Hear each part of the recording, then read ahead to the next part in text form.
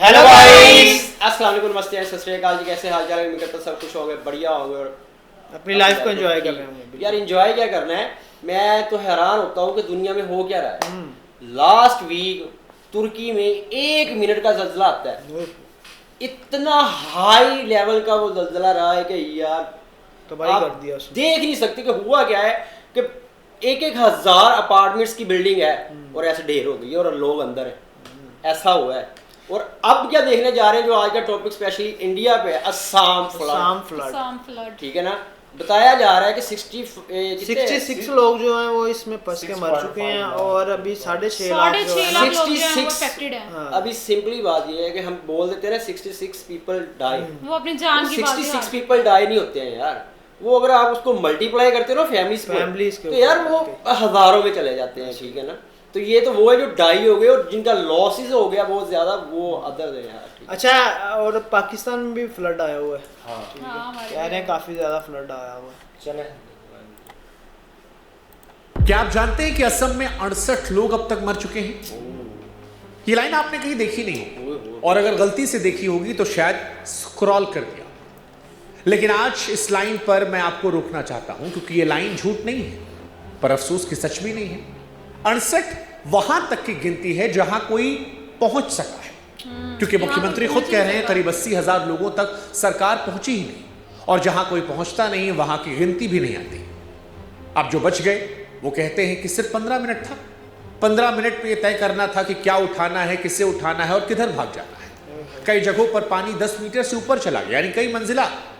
जिन गांवों में यह हुआ, उन गांव के लोगों ने जिंदगी में पहले बाढ़ देखी ही नहीं थी। और ये मैं नहीं कह रहा हूं, ये सब मुख्यमंत्री कह रहे हैं।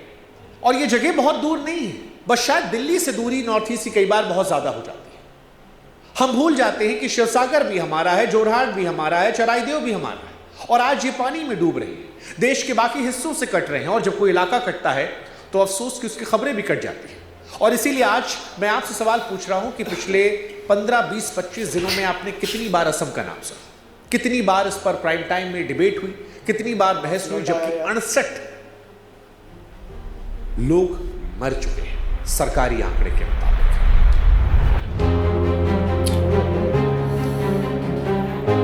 अच्छा, पानी के आगे किसी चीज का जोर नहीं भाई, हर चीज को बहा देता है।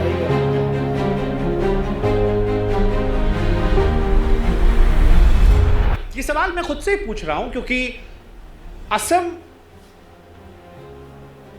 हमारी नजरों से भी ओझल है। लेकिन आज इस पर हम बात करेंगे।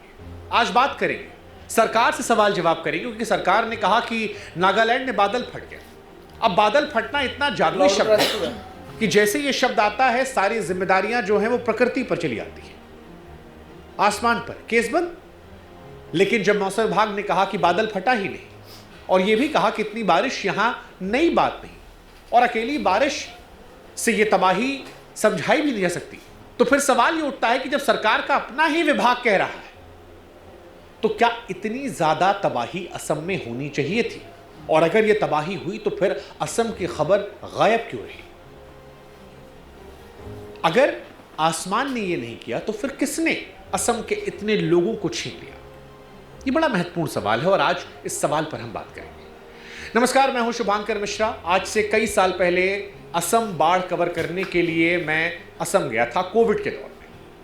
तब जो हालात थे वो बहुत पीड़ादायी थे, लेकिन अफसोस कि आज इतने सालों बाद भी ये हालात जस के तस बने हुए हैं। इसलिए आज मैं 3 सवाल पूछूंगा। पहला, अगर बारिश पूरी वजह नहीं है तो बाकी वजह क्या है, वो किसने बनाई है? दूसरा, जहां बाढ़ हर साल आती है वहां 70 सालों में कितनी तैयारी हुई, पैसा कहां गया? और तीसरा, क्या असम में बाढ़ का इलाज है या है ही नहीं? ये बहुत इंपॉर्टेंट सवाल है और आज इन तीनों सवाल पर हम बड़ी बेबाकी से सरकार से, सिस्टम से सवाल पूछेंगे। लेकिन इस सवालों की शुरुआत करें उससे पहले असम के लोगों से और देश के लोगों से हमारी गुजारिश है कि हमारी ताकत में आप भी हौसला अफजाई कीजिए, हमारा साथ दीजिए, हम आपका साथ निभाएंगे और आपकी हर खबर को मजबूती से उठाते रहेंगे। आप हमसे जुड़िए, हमारे चैनल को सब्सक्राइब कीजिए और हो सके तो मेरे व्हाट्सएप चैनल से भी जुड़िएगा, लिंक हमने डिस्क्रिप्शन में डाल दिया है। अब सवाल कि असम में हो क्या रहा है, तो असम में 7.5 लाख लोग बाढ़ से प्रभावित हैं और ये 7.5 लाख का आंकड़ा जो है ये सुनकर समझ में नहीं आएगा, क्योंकि नंबर बहुत बड़ा है। इसे ऐसे समझिए, सबसे बुरे वक्त में अकेले शिवसागर में करीब 3.5 लाख लोग पानी में थे, चराईदेव में 1.25 लाख लोग पानी में थे, पूरा का पूरा जिला पानी में बैठा था। साथ में 56,000 हेक्टेयर फसल डूब गई, 4.5 लाख जानवर चपेट में आए। और असम में मवेशी सिर्फ जानवर नहीं होते, वो किसान की आखिरी जमा पूंजी होते हैं। लेकिन आंकड़े रहने दीजिए, आपको एक घर की कहानी सुनाते हैं। 21 जुलाई की शाम करीब 7 बजे चराईदेव के लकवा अभयपुरी गांव में रोहिणी दुवरा के घर में पानी घुस जाता है। परिवार ऊंची जगह की तरफ भागने लगता है, लेकिन धार इतनी तेज होती है कि संभलने का मौका नहीं मिलता। सबसे पहले तुतुमोनी और बेटी विदिशा बह जाती है। दोनों बेटे विद्युत और विप्लव मां और बहन को बचाने पानी में कूद पड़ते हैं और धार उन्हें भी बहा ले जाती है। कुछ ही मिनटों में एक घर के 4 लोग पानी में समा जाते हैं। और सबसे बड़ी बात कि परिवार का कहना है कि उन्होंने उस वक्त सरकारी हेल्पलाइन को फोन किया, लेकिन जवाब नहीं मिला। जब तक टीम पहुंची वक्त निकल गया था। यह आरोप गांव वालों का है, अदालत का फैसला नहीं, लेकिन आरोप इतना बड़ा है कि जांच तो होनी चाहिए।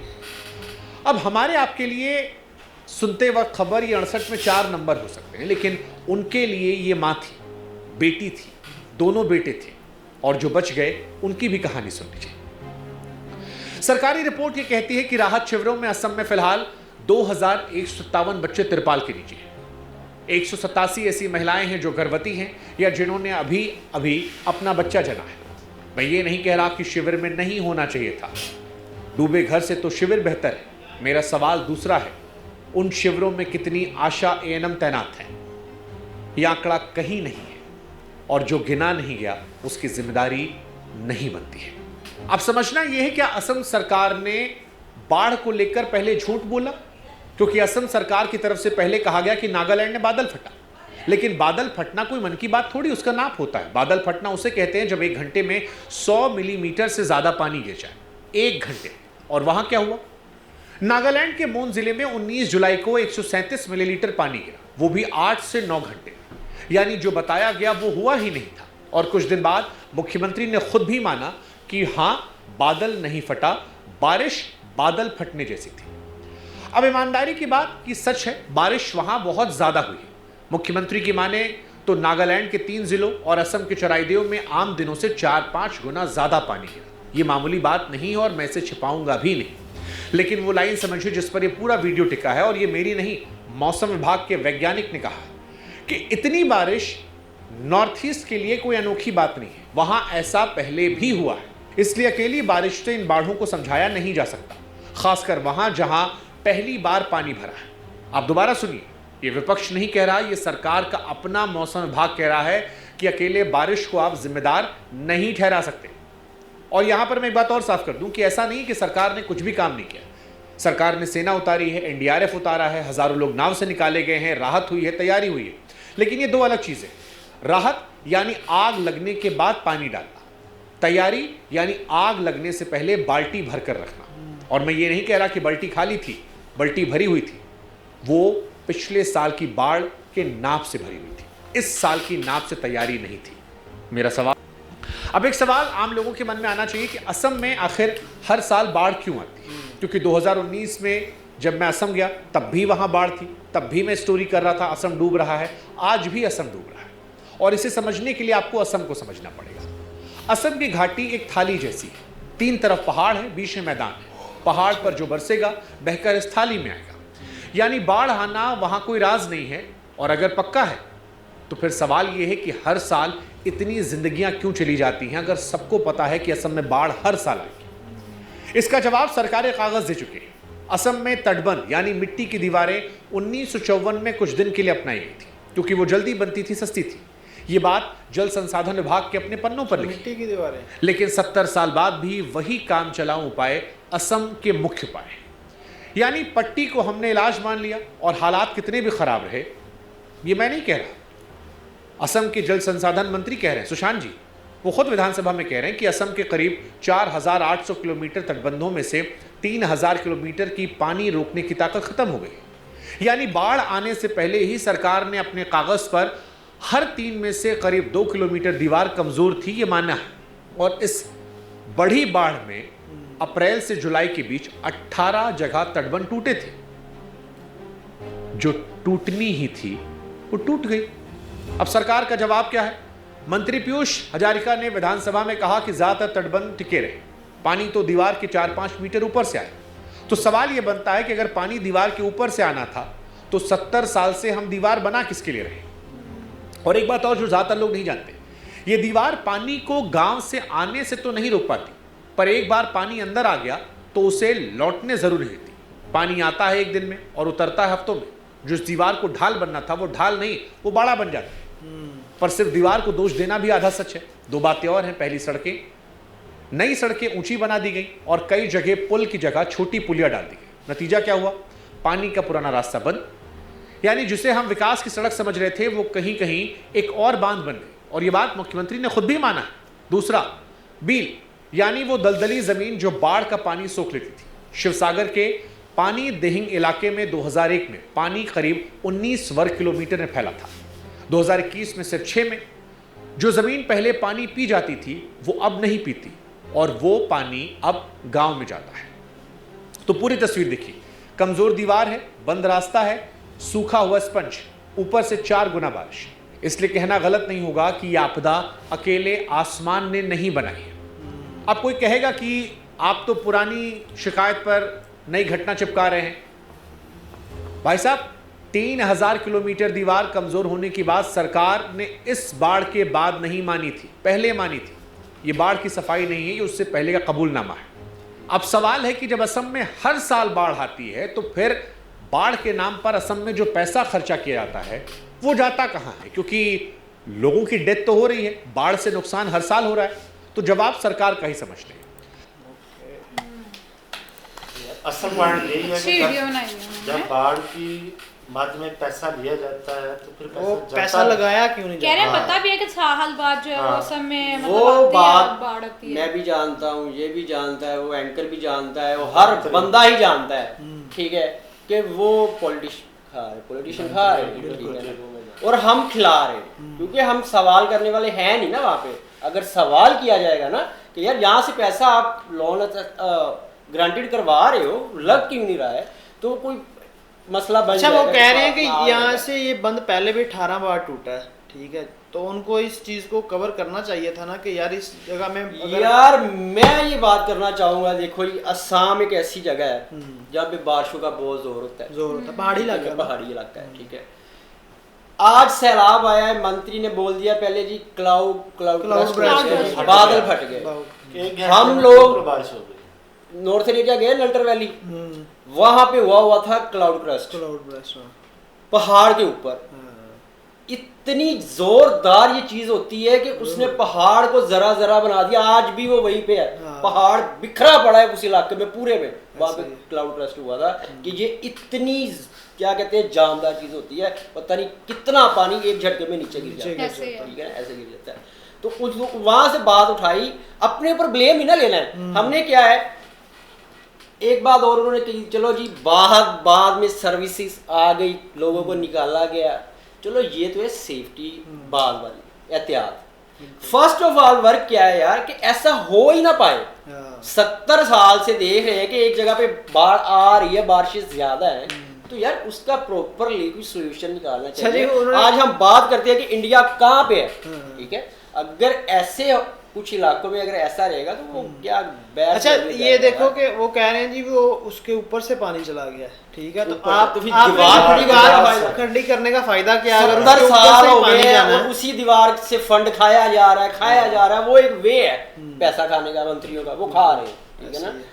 होना क्या है, हर साल बाढ़ आनी है, 150-200 लोग मर जाने हैं, इनका फिर काम बन जाना पैसा खाने का। इन्होंने 1-2 बयान देने हैं बस टोटल जो पॉलिसी है वो यार खराब 2019 में बाढ़ आई है, इतना लॉस हुआ, इतना नुकसान हुआ, इतनी लोग मरे, किया उसका फिर रिजल्ट उसको कवर क्या किया इन्होंने?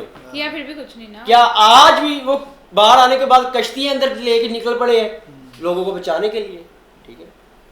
ये और कोई सबसे बड़ी नहीं। बात कि वो जो घर के 4 लोग मरे हैं इकट्ठे बचाने की खातर, उन्होंने फिर कॉल की है, लेकिन उनकी कॉल का किसी ने जवाब नहीं दिया। अब सेफ्टी की बात करता हूँ, मैं रहा हूँ मलेशिया KL गैंती में रहा हूँ यार, मैंने अपनी लाइफ में बारिशें, अगर कोई खौफनाक बारिशें देखी है ना तो वहाँ देखी है, अच्छा। ठीक है, पूरा दिन 2-2 दिन बारिश फुल स्पीड से, और यार उन्होंने ऐसा निजाम किया हुआ है कि बारिश खत्म है ना, नीचे तो पानी का पानी का कतरा कतरा नहीं नजर आएगा यार। ऐसे ही। ऐसा उन्होंने निजाम कर दिया हुआ है। होना भी ऐसी चाहिए। पहाड़ों पे वो मुल्क हैं, उन्होंने ऐसी टेक्नोलॉजी की है कि और वही स्पेशली को जो रोकता है। पानी मतलब पहाड़ी इलाके होते हैं वहाँ पे तो पानी रोकने मतलब रुकता ही नहीं है। ठीक है? रुकना ही नहीं है ना, नीचे ही आना ढाल है ना, हाँ। ढाल है ना, ठीक है ना। तो यार आज की टेक्नोलॉजी में इंडिया बहुत ज्यादा आगे है, कुछ भी किया जा सकता है, लेकिन क्या है, लगाम होनी चाहिए। बिल्कुल। स्पेशली ये जो हमारे वजीर मंत्री ये वो संतरी तंत्री ये जो है ना, बस सब और खाने कुछ भी में। नहीं। ऐसा ऐसा। यार एक बंदा है, चलो मैं किसी प्राइम मिनिस्टर की बात कर लेता हूँ, किसी भी कंट्री का, चाहे इंडिया का है, वो अकेला बंदा नहीं कुछ कर सकता, चाहे वो पाकिस्तान का ही था बना सारी रहा। सी बात है यार, उसके ठीक साथ है? जो लोग उसको हैं। सेना चाहिए, हाँ। ठीक है, उसको सेना चाहिए।